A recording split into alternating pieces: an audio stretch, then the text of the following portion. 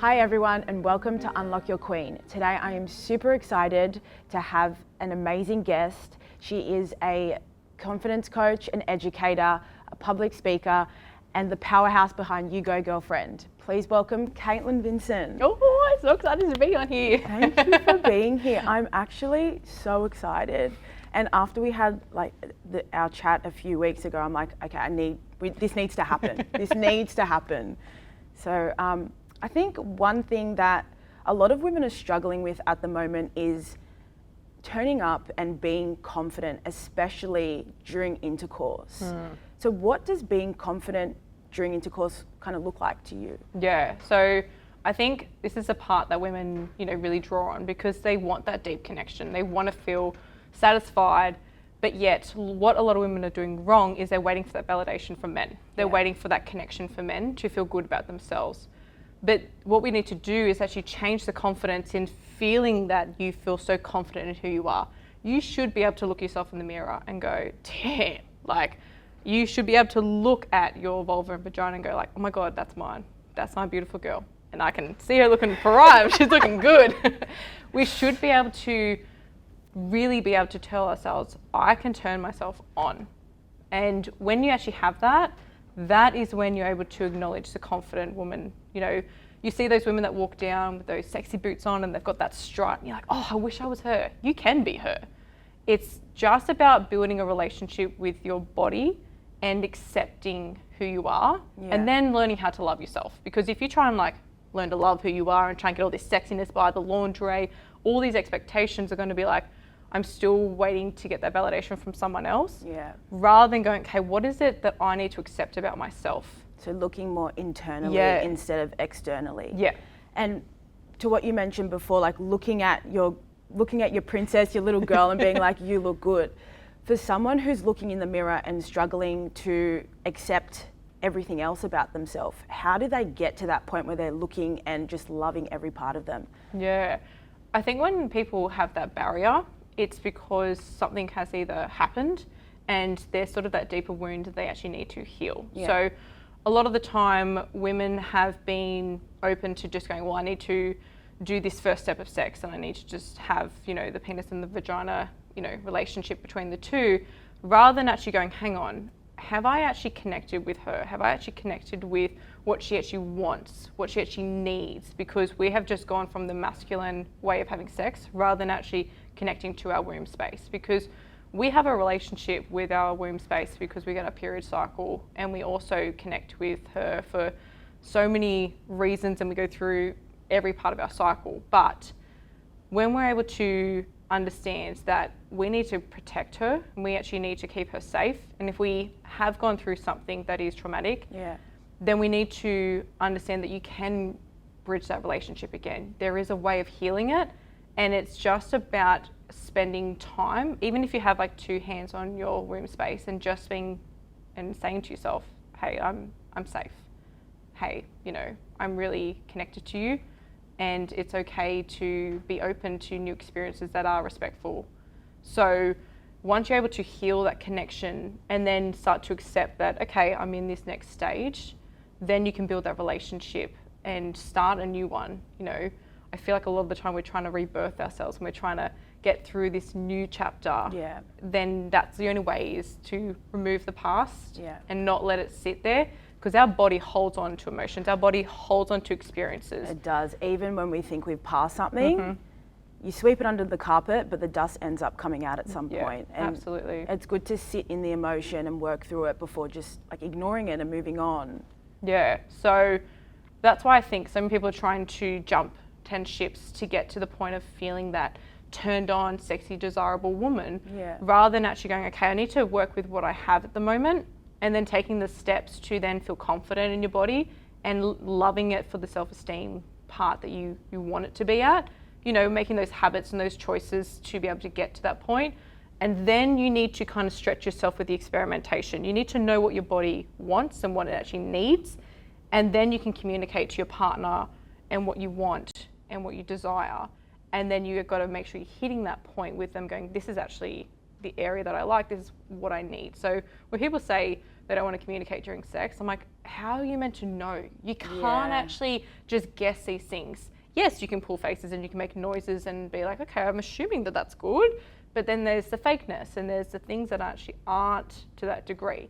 So we need to get better at communicating. Absolutely. So that we can understand, and then you'll get less communication because then you'll know your patterns and you know your sequence from there. And what sort of things would you be saying in these moments? Yeah. Like if I wanted to communicate to my partner, what would you recommend? I would, a healthy masculine man. Not that I have a partner actually, but at the moment I am single, but. A girlfriend, I hear you. So one of the things that is really beautiful is when a respectful man is actually asking permission for every part of your body. Because when you are saying yes, you are fully opening up to that experience. When we just allow the touch to hit our bodies, we haven't actually acknowledged that, does it actually feel right and connected to ourselves? Yeah. So we actually have to have our partner ask us if it's okay, and then we can need to check in and be like, is this safe? Now, whilst they're doing the sequence or the pattern, then you actually need to be telling them, is this feeling good? Or do they move to the left or to the right? Or is the pattern not doing its favors? But then also, even before the physical touch, you need to look at your context. Are you stressed? Are you overwhelmed? You know, you're thinking things. If you're in your head, which I know a lot of women are when it comes to sex, you need to work out what is it that's going on in your mind that you need to get out, and then you can connect to your body. Once you have got that subconscious connection, then you can actually perform in a way that's really connecting to you. Yeah. Because I know a lot of women go, well, if I just have sex, then I'll release all my stresses. Absolutely, it releases your stresses, but it's not going to fulfill you in a way that you deserve and have that full body experience. Because what happens is you get the pleasure, but it's only in your pelvic area. Yeah. And you don't actually get the full body orgasm, the full body experience. And that's what a lot of women are missing out on, is that ultimate power, being able to fully feel the goodness from head to toe. Because yes, you will get pleasure from downstairs when you have intercourse, but if you want something that is that elongating, lasting feeling, and you're breathless and you're like, oh my God, I'm like shaking. We all want. We all want Yes. that. But it is hard getting out of your head. I've been like in so many experiences where I'm constantly in my head thinking, oh my gosh, what do I look like? Does this partner think I look attractive in this position? And it's so hard to get out of that and actually be in the moment. Very hard. I think what a lot of women need to understand, like this is obviously depending on the man, Yeah. but a lot of men are there that are just wanting to please you. So they actually want you to have that permission. They actually want you to acknowledge that they want to make sure that you feel satisfied. They're not there to look at the essentials, but I know that we've gone from this stigma because of porn and whatnot, but we need to separate from that. If you can, like you said from the beginning, if you can look at yourself in the mirror and be like, damn girl, she is fun and she's looking good, Yeah. then that is so magnetic and it's going to create this beautiful intercourse moment, more than just going, okay, I want to feel pleased from him and I'm going to hope that he gives me that. We have to change the way that we're communicating this effect. And that's why when you work on and accepting your body and who you are, and you love that woman that is so deserving of love and so deserving to have that beautiful compliment. Yeah. We don't take compliments well. No, we need to compliment ourselves better. Yes, we do. We do. And touching on the mention to porn, how do you think porn is because it's so easily accessible, especially at such young ages at the moment, do you think that's negatively affecting us when we're trying to have those experiences in real life with someone else? Yeah. There's definitely two parts, I would say. Yeah. There's the part where women feel like they're in comparison because they find that men are getting off in that sense of pleasure. Yeah. But what needs to happen is if you're drawing on your own sense of pleasure and they are also too, like it's okay to understand that sometimes people need stimulation. That's why people, when they're in their own heads, they're like, oh, I just need some form of distraction so I can get into my body. So there are some parts that with porn, it's like trying to actually get, especially for men, to get into their bodies. And they don't, have that magnetic effect like what women do. Yeah. So that's why they actually need porn for that situation. Now, obviously, you don't want to encourage it. You don't want to, magnify the situation. But the only reason why I think porn is effective is if you are in that kinky aspect and you want to experiment and you want to try new things, but you want to see how it's done, then they're actually educating you in a way that can give you a safe option to do it. That's such a good point. So then you know, okay, well, if I do it this way and then we practice that in our own way, that's why you've watched it together, you've respected that space, you just wanted to know how it was done. Yeah. But not about, you know, exposing it to young children. You know, it's more about parents having those conversations with kids saying, you know, this is mum and dad's loving time. This is our time that we love to spend with one another. And it's then obviously when the control of who sees it and whatnot, we can't control that at the moment. You know, we're trying to, and that's amazing. But I think the most important thing is how you communicate it to your partner. If it's an issue, then that's when you have to communicate your needs. But then you also need to check in. Why is it an issue? Why is it that you're getting jealous about that? And that's more a reflection on you and a wound that you need to heal, because that's an industry, that's a business within itself. Yeah. So I know that there's conflicting views about it, but as long as you understand for yourself, what does it mean to you and why is it affecting you and your relationship? And if you can work through that, then you won't actually need the porn, because you'll be so stimulated with your partner and you have that magnetic effect because you're accepting yourself, he's accepting himself. And that's where the unity comes together. That's really beautiful. It's really beautiful. Wow. No, who would have thought making porn sound like nice? Honestly. And talking about stimulation, so you've got a few tips and tricks up your sleeve, and I would love to hear them. Yeah. Something about strawberries. Yeah, so tea. One of the things that I love is, for a feminine, we need to slow the fuck down. We get so caught up in being our masculine and it's go, go, go, and we burn out. So one of the things I love with doing with my women is being able to get them to understand sensual eating and sensual drinking. Now, what it means is you actually get to stop, you feel the texture, you feel the warmth of the cup of tea, and you then sit in that moment of being connected to that. And then once you're able to feel present, you feel the temperature, you feel the warmth or the texture, then you put it up against your lips. You don't take a sip just yet, or you don't take a bite. You just feel that energy between the two. Yeah. And then you're able to slowly take it in. Now, you don't just start chomping away at it. You feel and you taste what is actually inside, and then you slowly drink it or you slowly eat it, and you just feel that sensation going down. And then you start to feel more turned on than you ever have before. Wow. Because you're taking the time to acknowledge what's in front of you and what it feels like. And that's what we need to be doing when it comes to sex, is when we have that hand stroking on our arm or kissing our neck, is actually feeling the sensations and allowing those electric feels to go down the body as well. Because that's when we can get the full body experience, because we're allowing our senses to connect to us. Okay. And so, yeah, I can get really turned on by a cup of tea. That is amazing. That is actually amazing. So it's about being present and just completely aware, using all of your senses. Yeah, so we need to surrender to receive. And what we do is, because when we don't feel safe as women, we have this guard up and we protect ourselves. So then all of a sudden we're trying to, open up and, receive, but our vulva's cut off. It's like, no, I can feel that you're closed off. I can feel that you're trying to protect yourself from something. Yeah. Our womb space knows when something is not right. And so it closes up, and that's why people go, oh, you're a bit tight. It's like, yeah, I know, because I'm stressed and I'm, it's all the muscles down there trying to work its magic. Yeah. So if you're present, you're surrendering, you actually will naturally open up. There's this thing about even women having pregnancy with babies. If they're actually sucking on something, your mouth is actually connected to your vulva space. Really? So if you're sucking onto something, it's opening up, presenting that this energy is, allowing it to come through.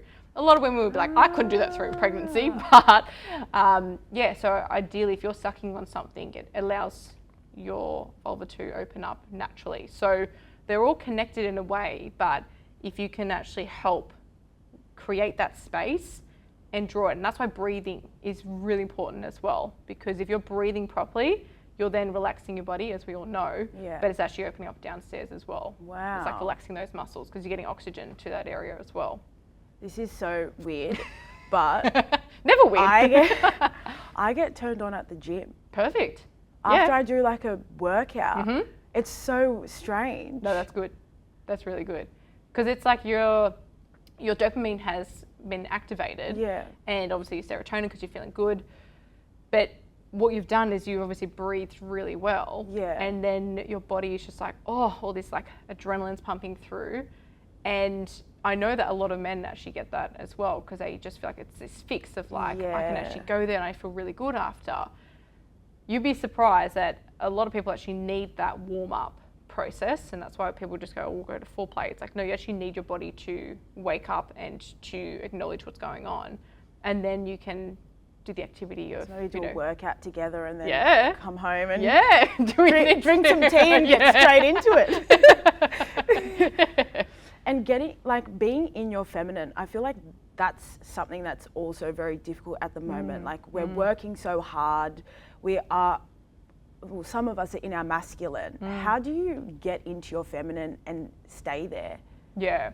So as I was saying before with the whole like slowing down. Yeah. Because I know that when we are in our masculine, and I'm not saying I'm perfect at this, there is moments that I have to switch between the masculine and the feminine. We actually need the masculine because we need to get shit done. We can't be airy fairy and we can't be like, oh, la la land, always in our feminine. Yeah. So we do need our masculine, but because of the hustle bustle, we then are so predominantly in our masculine, so we burn out. So women are not meant to work the same hours, the same lengths as men. Men have the duration so much more longer. They don't actually have to have that much sleep. They don't have a cycle to have to work with. So we need rest for our cycle to be able to accumulate through that. And what we actually need to do is, for women that have those really high corporate jobs and whatnot, I really recommend having breath work as much as possible. But also, I'm a big dancer. I'm a big person that needs to shake things out. So even if you spend in the morning 3 minutes of just shaking it out or dancing, 3 minutes, guys, that's all it needs to be. Very achievable. 3 minutes. 3 minutes. Yeah. Being able to just shake out all the unnecessary masculine, ego mindset, and you'll find that you just feel heated up, but in a good way. Yeah. And, when you're eating breakfast, put your spoon or fork in your opposite hand and confuse your mind a little bit of being like, well, see, I'm right dominated, so my left would be more my feminine. Yeah. So I will eat with my left hand and trying to create that slowness to the pace. Yes, there's mornings that you might be like, oh shit, I've got to get going. Got to use the right hand today. But there's little things, like even with our shower, putting on candles around our shower and, still doing our process, but finding the aura and the environment is more calming and soothing. So there's things that we do in our everyday life that we can actually just switch on the feminine while still doing what we need to do. And that's what I've started incorporating into my nights. Like every night I'll have a bath. Perfect. And I'll put some candles on, some nice relaxing music, and I feel like it's helped so much. Yep. So much. Because people used to, like, if I'd go on a date, I've had feedback where I'm very masculine. And I'm thinking, I'm this tiny woman. How are you thinking I'm masculine? And then, like, I take the feedback on board and sit with it, and I'm like, you know what? Maybe sometimes I am in my masculine. So I've just made sure to start slowing down the pace and getting into that feminine and staying there for longer. Yeah. Oh, I get told by a lot of men that I'm intimidating, and that's when I learnt that it's like, okay, I actually need to understand men better, and I need to actually work out what is it that men actually need in the moment, so I can still be my confident self and still show up as myself and be unapologetic about that. Yes, absolutely. But understand what the man needs, and that's why I also help and coach men as well, is because I found that I wanted to build my relationship better with men, and they really appreciate, respect and purpose and trust, and they're the sort of the primal drivers that they have. And when I found that I've been able to interact with men and understand them, I've learnt that sometimes it's not all about saying everything under the sun. It's just being present and respectful, and then not jumping into conclusion about, oh, they're here, they want connection, amazing. Like, ideally a man needs about 3 months for him to actually start thinking about whether or not he wants to take the next steps. Really? Yeah. 3 months? Yeah, he needs to get to know you. He needs to understand that you're a trustworthy person, that you are respectful. So that 3 months, I always say to myself, okay, if I'm seeing someone, that I need to focus on myself and my feminine and make sure that I'm doing everything good for myself. And that's when I can actually focus on, okay, because otherwise we can get caught up. Oh, he's texting me back. Oh, he's doing this. It's like, no, I've got to have that barrier with myself. And then past the 3 months, it's like, okay, are we taking anything further here?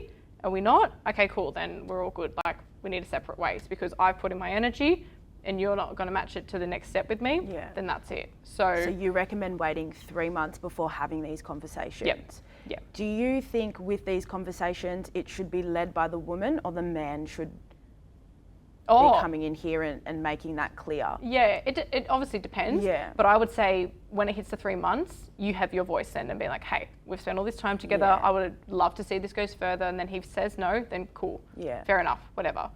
And we have to respect that no is actually helping you. Yeah. Not this, I wonder if I'll change him. I wonder if I'll fix him. It's like, no.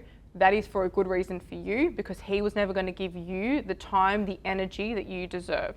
So as much as it's hard to hear it sometimes, it's so much for the better. And when we can actually take that on board and then take the time that we need, if we need to get emotional, we get emotional, we own that. And it's so fun because we've spent our time with them. So I think it's important that we are so compassionate to ourselves and know that emotions are so okay to show as well. That makes you more of a feminine than ever. It does. It's taken me a long time to get to that spot. Before I would just block everything off. Yeah. But through therapy and just becoming more aware of how I operate, now I'm just sitting in the emotion and allowing myself to feel it. And you actually work through it a lot quicker when you're giving yourself that time to actually sitting in it. Yeah, absolutely. I used to suppress my emotions all the time. Now I celebrate. I'm like, oh, I'm crying. I feel so good. I feel turned on after. I'm like, yes, I worked through it. So what are like common questions that you find your clients coming to you about in relation to what we've been speaking about today? Yeah, so fascinating enough, I think a lot of women still hold this barrier when it comes to talking about sex or intercourse, and they want a lot more confidence, which is so fine. But then they see that I do photo shoots and, they're like, wow, I'd love to be this. And it's like, it is so possible for you to do this and to be in your feminine. And that's what I want to keep helping women get to that point of knowing that it's so achievable. Yeah. It's not just the type of woman. It's not just someone who's beautiful. It's you and acknowledging yourself and loving yourself. But if anything, I actually have a lot more men that reach out to me about the sex stuff and about performance anxiety and so it's so amazing how women think that they've got a lot going on about it. Men do as well. And I guess for men as well, it's harder to hide how they're feeling. If we're not really into it or we're in our head, realistically we can fake it and no one will really know. But for men, they can't really get away with it like that. No. So that would be really tough. Yeah, and that's what gave me a little bit more empathy for both sides. I was like, okay, well, everyone wants this to work out really well. Let's just get better at communicating and let's get better at actually understanding ourselves and turning ourselves on in the right way. And I think it's amazing that you're out there and you're loud and proud about this topic and you're normalizing these conversations. Yeah. And it's about time. Oh, absolutely. It's about bloody time. Oh, don't get me wrong, it's a very interesting space to be in because there's moments where you get triumphs and there's moments where you get absolutely hit over the head. You're like, whoa, okay. But I'm not giving up. I'm not giving up in this fight because I think it's so important that we establish the beauty within this because there is so much shit that is still happening out in the world. And it draws my skin that people are getting disrespected and treated the way that they are. So I'm standing up for women and I'm also going to stand up for men as well because everyone needs to treat human beings so much better than the way that we are. Absolutely. And we're not on separate teams. No. We're on the same team. Yep. So I think that's really, really amazing. Yeah. So I've got to be really proud of, not only for them, but also for my own journey. Because I know what it's like to be in those positions of not feeling good enough and worthy enough. And it's so possible to be able to change that and to feel really excited about yourself. And Katelin, I have one question. So I'm going to have a sip of tea. Yes, have a sip of tea. Nah. So I go on my social media and I ask people to send through some questions. I love it. And one that I really wanted to bring to you today. So sometimes I don't want to have sex, I don't feel it, and I get so guilty. Why does this happen to my body? Can you read it one more time? So sometimes I don't want to have sex, I don't feel it, and I get so guilty. Yeah. Why does this happen to my body?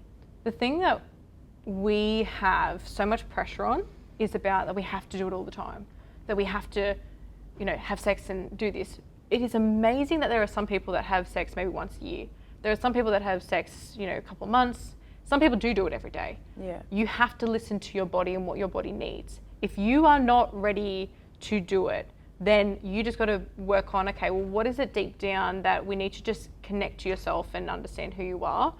And the thing that I really want to reiterate here is pleasure is more achievable than trying to perform sex. So if you feel pleased with yourself, then sex is going to be a bonus. But if you just have the understanding that you want to feel pleased with who you are, then there's this magnetic effect of being wanting to draw onto another person or experience. But then also for a female with her cycle, you actually need to work with your cycle. So there might be a week where you're in your luteal phase and you don't feel at all wanting to connect. But then in your ovulation, you're like, oh, I'm curious, I'm wondering. But if you're in your ovulation and you're still not all there, then there's something that just might not be sitting right. But also it's so okay not to. Like we don't have to always perform, we don't always have to do it. And put pressure on ourselves either. Absolutely. Yeah. So I would say there is something really not accepting of yourself. And I think that there is something really powerful that you could be working with to jump 10 steps forward rather than actually just going, I can't do it, I can't do it, I can't do it. It's like, okay, well, let's actually work with it. Let's just ask yourself. Your body knows. Your body does Your body does know. It does. You've got to listen to that calm voice, not the ego voice. You've got to listen to the calm voice in the body and going, okay, and just sit with it and just sit with those thoughts, sit with those emotions, sit with those feelings and just wait for that calm voice to come through and tell you what's going on. And it will come through and it will tell you what's going on. And that's all we need to start doing is slowing down, listening to what's going on, write down all the things that are in your head. Yeah, just journaling is amazing. And go back and go, okay, what is it that I need right now? What is it that I need? And you might say, love, I need connection, I need attention. Okay, well, I'm going to start working on that. I love that. Thank you for that. My pleasure. And one question that I ask every guest is, what's one piece of advice that you would give your younger self? Oh, one of the biggest things is, you know, I give this to everyone, which is my slogan, accept yourself before you learn to love yourself, because I really would love to go back to her and say, you know, you've got so much to offer and so much potential. Let's start accepting who you are and being loud and proud about that. But also, I wish I was telling myself a little bit more about my feminine when I was younger. I know. and that your period cycle is so normal and it's okay, and not to jump on the pill straight away. So yes, there's lots of things I would have told my younger self, but just giving that big love and compassion, and honestly, just giving her a hug. And I'm sure there's someone out there that would take that advice, maybe at the similar age that you were going to give this advice to yourself. So thank you for sharing. My pleasure. My pleasure. And I know that there's going to be so many people who want to reach you after today. Where can they find you? Yeah, so You Go Girlfriend is on all platforms. And obviously for men as well, there's You Go Bro as well. But yeah, my DMs are very open because I know that these conversations are a struggle and they are a lot. But just start with hey and just let's start the conversation. You'll see me doing voice notes. So yeah, I'm someone who's very much just more than happy to give the space and provide it for them. Awesome. And I will be adding all of those links to the channel as well. Yes, love it. Thank you so much for today. My pleasure. No, honestly, thank you. And I'm just so proud of you for what you're doing as well for women. It's really commendable. Thank you.